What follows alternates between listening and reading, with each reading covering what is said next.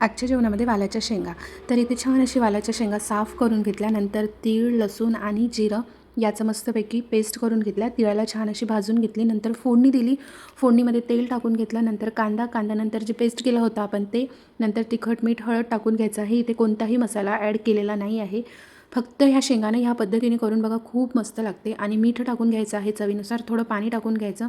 जोपर्यंत मसाल्याला बबल्स येत नाही तोपर्यंत कमी गॅसवरतीनं मस्त झाकून शिजवून घ्यायचं. नंतर ह्या ज्या आपल्या शेंगा आहे ना ते टाकून घ्यायच्या. परत झाकून घ्यायचं. अधेमध्ये चेक करत राहायचं. वरतून पाणी याच्यासाठी टाकायचं की शेंगा खाली बुडाला लागू नये म्हणून.